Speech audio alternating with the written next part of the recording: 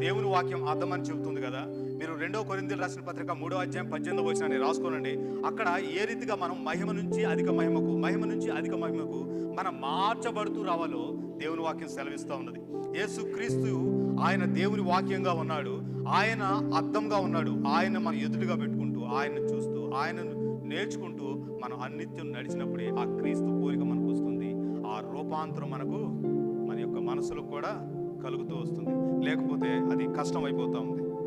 తర్వాత మన యొక్క జీవితాల్లో ఒక చక్కటి మార్పు రావాలన్నమాట. మన యొక్క మనసులు మార్చబడాలి. ఎఫెసీ పత్రిక 4వ అధ్యాయం 17 నుంచి 24 వరకు ఉన్న ఆ వచనాల నుంచి నేను 3 సంగతులను జ్ఞాపకం చేస్తాను. ఎఫెసీ పత్రిక 4వ అధ్యాయం 17 నుంచి 24 వరకు ఉన్నటువంటి వచనం. సో ఇక్కడ నేను 3 విషయాలు జ్ఞాపకం చేస్తున్నాను. దేవుడు ఇక్కడ మనకు చెప్తుంది ఏంటంటే, ఈ లోక మర్యాదను అనుసరించి నడవద్దు.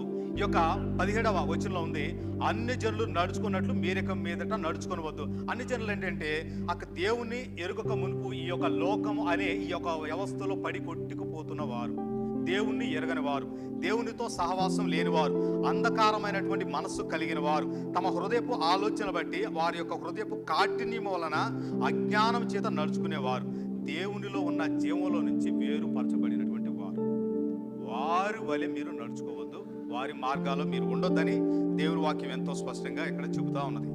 తర్వాత మనం నడుచుకోవాల్సింది ఏ రీతిగా, మనం ఎలాగ ఉండాలన్నప్పుడు క్రీస్తు వలె మనం ఉండాలి, క్రీస్తు వలె నడుచుకోవాలనేది దేవుని వాక్యం మనకు ఎంతో స్పష్టంగా మనకు చెప్తా ఉన్నది అనమాట. మనకు యేసు క్రీస్తు అనేది అన్ని విషయాలకి ఎంతో స్పష్టత. ఆయనే మనకు అన్నిటికీ ఆధారం, ఆయనే మన విశ్వాసానికి, మన యొక్క నిరీక్షణ కూడా ఆధారం. మన బ్రతుకు ఎలుగై ఉన్నాడు, మనకు జీవం అయి ఉన్నాడు. యేసుక్రీస్తు చక్కటి మార్గం అయి ఉన్నాడు. యేసుక్రీస్తే ఎంతో స్ట్రాంగ్గా చెప్పినటువంటి ఒక విషయం ఏంటి, నేనే నేనే నేనే అంటూ చెప్పాడు. ఏంటది? నేనే మార్గము, నేనే సత్యము, నేనే జీవము, నేనే అన్నాడు. ఆయనలాగా ఇంత బోల్డ్గా స్టేట్మెంట్ ఇచ్చిన వ్యక్తి భూమి మీద ఎవరూ లేరు కదా. ఆయనే అన్ని, ఆయన ముందు పెట్టుకుని మనం నడిచినప్పుడు మన జీవితం నూతన పరచబడుతుంది. రూపాంతరం అనేది మన జీవితంలో జరుగుతూ ఉంటా ఉన్నది. కాబట్టి అది మొట్టమొదటిగా మనం చేయాల్సిందంటే, ఈ లోకం నడుచుకున్నట్లు మనం నడుచుకోవద్దు, కానీ ప్రభువైన యేసుక్రీస్తు నడుచుకున్నట్లుగా ఈ లోకంలో నడుచుకున్నప్పుడే మనలో ఆ నూతనత్వం అనేది, ఆ రూపాంతరం అనేది జరుగుతూ ఉంటుంది.